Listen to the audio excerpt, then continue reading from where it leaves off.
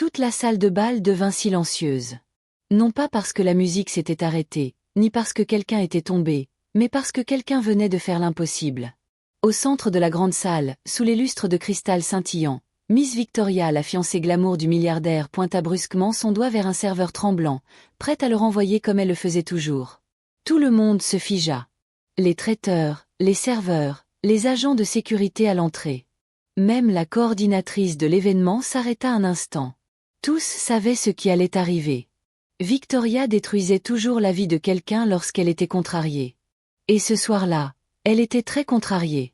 Mais quelque chose d'inattendu se produisit. Une voix fendit le silence. Pas forte, pas impolie, mais ferme comme une rivière douce qui refuse de changer de cours. C'était la nouvelle assistante événementielle, Enosi. Une fille humble. Une fille qui avait commencé il y a seulement 3 jours. Une fille dont personne n'attendait qu'elle lève la tête, encore moins qu'elle ose parler contre la fiancée d'un milliardaire devant 200 invités fortunés. Et pourtant, elle était là, parlant calmement, refusant de se taire. Tous les invités se retournèrent pour regarder. « Quoi? Qu'est-ce que tu viens de dire ?» siffla Victoria, choquée et tremblante de colère. Mais Enosi ne recula pas. Sa posture resta stable. Son regard demeura respectueux mais fort. Et alors, à l'insu de tous, le milliardaire lui-même, Monsieur Amika Okafor, se tenait juste à l'entrée du balcon, revenant d'un appel téléphonique. Il s'arrêta net.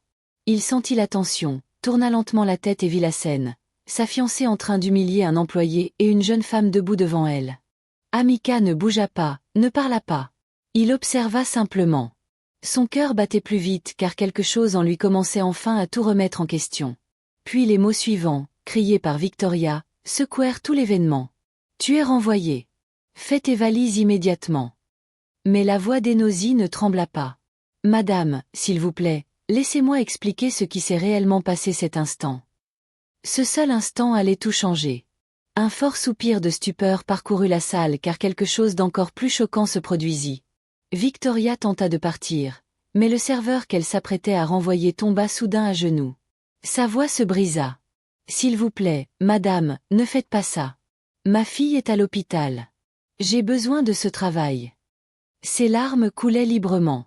Tout le monde regardait cet homme brisé, incrédule. Depuis l'entrée du balcon, Amika murmura pour lui-même. « Quel genre de femme ai-je envisagé d'épouser ?» Et alors qu'il avançait, quelqu'un d'autre marcha vers lui par derrière. Quelqu'un qui n'était pas censé être présent à cet événement. Mais avant de révéler qui c'était, il faut revenir au tout début. Car tout ce qui s'est passé dans cette salle de bal avait commencé bien avant ce moment, bien avant qu'Enosi ne mette un pied dans le domaine Okafor. L'histoire avait commencé 4 semaines plus tôt. Tout Abuja connaissait Amika Okafor, le jeune milliardaire propriétaire des hôtels de luxe Okafor. Les gens l'admiraient parce qu'il était généreux, respectueux et soutenait toujours les entreprises locales. Mais peu de personnes admiraient sa fiancée, Victoria Adabio. Elle était magnifique, éduquée, influente, mais elle était aussi impitoyable, très, très impitoyable. Dans le domaine et dans toutes les entreprises d'Amika, Victoria se comportait comme si tout lui appartenait alors que rien n'était à elle. Elle insultait les employés, les menaçait et les renvoyait quand bon lui semblait. Et parce qu'ils avaient besoin de ce revenu, aucun n'osait se plaindre. Amika, lui, n'avait jamais été témoin de son véritable comportement. En sa présence, Victoria souriait, se montrait charmante et prétendait être compatissante. Elle trompait tout le monde sur les réseaux sociaux, mais pas ceux qui travaillaient sous son ombre. Ils voyaient tout, la cruauté, les menaces, les manipulations malveillantes. Ils enduraient parce qu'ils devaient nourrir leur famille. Puis un mercredi matin, la responsable des événements rassembla le personnel. « Nous avons une nouvelle assistante qui nous rejoint aujourd'hui. Aidez-la à apprendre rapidement. » Les employés se regardèrent. Encore une assistante. Elle ne survivra pas. Victoria la détruira comme les autres. Mais lorsque la nouvelle assistante entra, ils furent surpris. Elle était calme, douce, respectueuse. Quelque chose dans sa présence semblait différent, même si elle ne cherchait pas à se faire remarquer. Elle s'appelait Enosi Nwankwo. Elle venait d'une petite ville et travaillait pour envoyer de l'argent à la maison afin de payer les frais scolaires de ses jeunes frères et sœurs. Tout le monde l'aima immédiatement, mais on l'a mis aussi en garde à voix basse. « Évite le chemin de Miss Victoria. Ne la contredis jamais quand elle est en colère. Si elle veut te blâmer, accepte simplement. Enosi hocha poliment la tête, mais au fond d'elle, elle savait qu'elle ne laisserait personne écraser sa dignité. Elle resta silencieuse. Elle travailla avec sérieux. Elle évita les conflits, jusqu'aux 4 jours. Ce jour-là, tout changea. Victoria perdit son sac à main de marque et commença à accuser tout le monde. Qui a touché à mes affaires? Qui? Les employés se dispersèrent comme des oiseaux effrayés. Elle entra en trombe dans la salle de réception, hurlant sur le personnel. Elle poussa l'un, lança un verre près d'un autre. Incompétent. Tous. Puis son regard se posa sur Enosi. Toi, la nouvelle, viens ici. Enosi s'avança lentement. As-tu vu mon sac? Cria Victoria à quelques centimètres de son visage. Non, madame, répondit doucement Enosi. Le visage de Victoria se déforma de rage. Comment oses-tu me répondre avec autant de désinvolture? Avant que quiconque ne réagisse, elle leva la main pour la gifler. Tout le monde détourna les yeux, trop effrayé pour regarder. Mais la gifle n'atteignit jamais sa cible. La main d'Enosi se leva et attrapa celle de Victoria douce, mais inébranlable. À cet instant précis, tout le domaine se figea. Alors que Victoria tentait de libérer son poignet, choquée et humiliée, une voix retentit derrière eux. Alors, c'est donc la femme que tu as choisie. Tout le monde se retourna. Le visage de Victoria devint livide. Amika reconnut la voix. Son cœur s'arrêta. C'était la dernière personne que Victoria aurait jamais voulu voir. Debout à côté d'Amika, une canne à la main, le regard vif et sage, se tenait Mama Shigoziri, la femme qui avait élevé Amika après la mort de sa mère. On disait que Mama Shigoziri était la seule personne dont l'opinion comptait réellement pour Amika. Non pas parce qu'elle était dure, mais parce qu'elle disait toujours la vérité, enveloppée d'amour, même quand cela faisait mal. Mama Shigoziri regarda Victoria soudainement douce, mais Mama Shig ne sourit pas. Elle ne cligna pas des yeux. Elle observa Victoria, puis Enosi, puis Victoria à nouveau. Alors, c'est devenu cette personne que tu es, dit-elle doucement. Sa voix était calme, mais elle résonnait comme le tonnerre. Les employés baissèrent la tête avec respect. Même Amika sembla surpris. Victoria parvint enfin à libérer sa main et recula, tentant de reprendre contenance. « Cette fille m'a attrapé la première », cria-t-elle en pointant Enosi. « Elle m'a manqué de respect. » Mais Mama Shigoziri secoua lentement la tête. « J'ai tout vu », dit-elle calmement. « Et lui aussi. » Elle inclina la tête vers Amika. Le cœur de Victoria tomba comme une pierre dans l'eau profonde. Les yeux d'Amika étaient lointains, plus lointains que jamais. Mais il ne parla pas encore.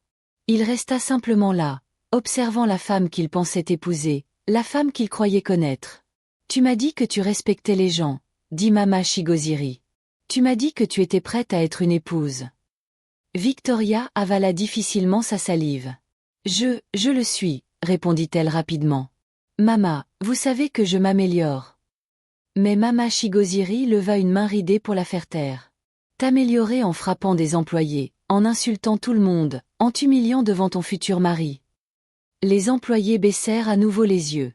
Certains éprouvaient de la pitié pour Victoria. D'autres pensaient qu'elle méritait enfin ce moment de vérité.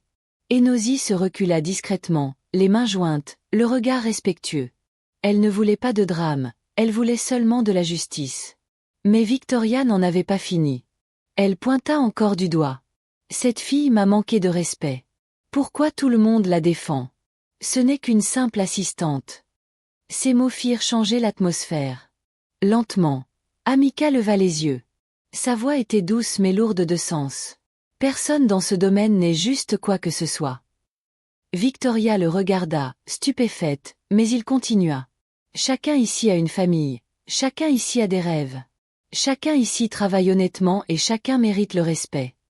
Victoria cligna des yeux rapidement, cherchant ses mots. Mais avant qu'elle ne puisse parler, un téléphone sonna fort et strident. C'était le téléphone de Victoria posé sur une table à proximité. L'écran s'illumina. Numéro inconnu. Victoria se précipita pour le prendre, mais Mama Shigoziri fut plus rapide. Elle décrocha. « Allô » dit-elle. Une voix grave d'homme sortit du haut-parleur, assez forte pour que plusieurs personnes entendent. « Est-ce bien Victoria Adabio ?» Mama Shigoziri fronça les sourcils. Qui demande? La voix fit une pause puis répondit froidement. Dites-lui que la justice l'a enfin retrouvé. La ligne se coupa. Un silence glacial envahit la salle. Le visage de Victoria devint blanc comme de la craie. Amika s'approcha. Victoria, qui était-ce? Victoria secoua rapidement la tête. Personne, juste un appel malveillant. Mais ses mains tremblaient, racontant une toute autre histoire. Mama Shigoziri lui rendit lentement le téléphone. Victoria, que caches-tu? Les lèvres de Victoria tremblaient. Rien, Mama, je te jure. Mais son téléphone vibra de nouveau. Un message apparut à l'écran et cette fois tous ceux qui étaient assez proches pour le lire purent le voir. Tu pensais pouvoir fuir à Abuja et oublier ce que tu as fait à Port Harcourt? Je suis là maintenant. Nous nous reverrons bientôt. Victoria lâcha un cri étouffé et laissa tomber le téléphone. Il résonna sur le sol en marbre. Les employés murmurèrent nerveusement. Enosi sentit un frisson lui parcourir l'échine. Amika ramassa le téléphone et lut le message en entier. Son visage s'assombrit. Victoria, dit-il lentement. Que s'est-il passé à Port Harcourt? Victoria porta ses mains tremblantes à sa bouche. Amika, s'il te plaît, pas ici, pas maintenant. Mais il s'approcha encore. Dis-le-moi maintenant. Victoria secoua la tête. Je ne peux pas. La voix de Mama Shigoziri s'éleva, douce mais ferme. Mon enfant, ce que tu caches deviendra de plus en plus lourd. Dis la vérité. Victoria éclata en sanglots. Si je te le dis, tu me quitteras. La mâchoire d'Amika se crispa. Si tu ne le dis pas, je te quitterai quand même. Les employés retinrent leur souffle. Enosi sentit son cœur battre à toute vitesse. Mama Shigoziri croisa les bras, attendant. Victoria essuya ses larmes et parla enfin, la voix brisée. Il y a 3 ans, avant de te rencontrer, je travaillais dans un hôtel à Port Harcourt. Amika fronça les sourcils. Il y avait un homme, un directeur. Il me faisait confiance avec les fonds de l'entreprise. L'air sembla devenir plus froid. Je lui ai volé de l'argent. J'ai pris 10 millions de Naira et j'ai disparu. Des exclamations choquées parcoururent la salle. Les yeux d'Amika s'écarquillèrent. Tu as fait quoi? Victoria tomba à genoux. J'étais désespérée. J'avais besoin d'argent. Je pensais pouvoir m'en sortir. Mama Shigoziri ferma les yeux, déçue. Et cet homme? Demanda-t-elle. Victoria sanglota encore plus fort. Il a perdu son travail à cause de moi. Sa famille a souffert. Mais maintenant il m'a retrouvée. Amika recula d'un pas, son monde vacillant. Tu m'as menti, murmura-t-il. Tu m'as dit que tu avais bâti ta carrière honnêtement. Victoria se traîna vers lui. Amika, s'il te plaît, j'allais le rembourser. Je te le jure. Mais Amika secoua la tête. Quand? Après notre mariage, quand tu aurais eu accès à tout ce que je possède. Victoria se figea. La vérité la frappa de plein fouet. Elle avait prévu d'assurer son avenir avant de réparer son passé. Et maintenant, tout le monde le savait. Soudain, les grandes portes s'ouvrirent brusquement. Un homme grand, vêtu d'un costume usé, entra. Son visage était dur, marqué par la douleur et les années de souffrance. La sécurité tenta de l'arrêter, mais il les repoussa. Où est-elle? Cria-t-il. Où est Victoria Adabio? Victoria hurla. Non, non, s'il vous plaît. Le regard de l'homme se posa sur elle. Alors, tu te souviens bien de moi? Amika s'interposa entre eux. Qui êtes-vous? La voix de l'homme tremblait d'émotion. Je m'appelle Monsieur Chukwudiobi. Cette femme a détruit ma vie. Un murmure choqué parcourut la salle. Mama Shigoziri posa une main sur l'épaule d'Amika. Monsieur Chukwudi continua, les larmes aux yeux. Je lui ai fait confiance. Je lui ai confié des responsabilités et elle m'a tout volé. À cause d'elle, j'ai été renvoyée. Ma femme m'a quitté. Mes enfants ont dû arrêter l'école. Victoria sanglotait sans contrôle. Je suis désolée, vraiment désolée. Mais Chukwudi secoua la tête.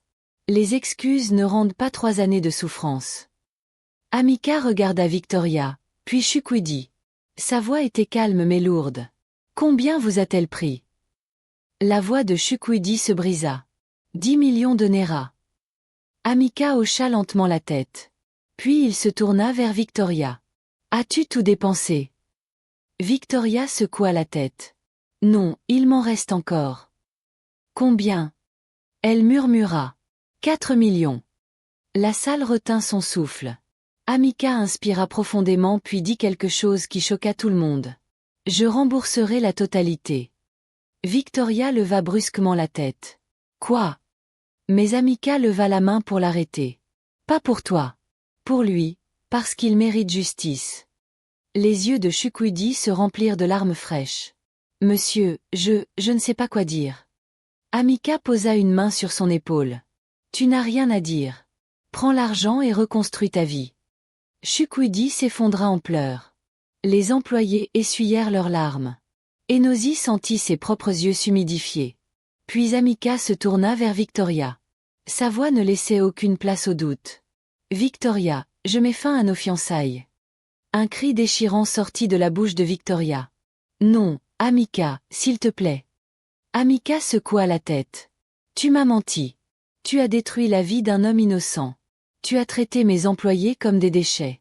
Je ne peux pas épouser une femme comme toi. Victoria s'agrippa à ses jambes en sanglotant. Je vais changer, je te le promets. Amika se baissa doucement et retira ses mains. Tu aurais dû changer avant de blesser les autres. Mama Shigoziri s'agenouilla à côté de Victoria. Mon enfant, dit-elle avec douceur, le changement est encore possible, mais d'abord tu dois faire face à ce que tu as fait.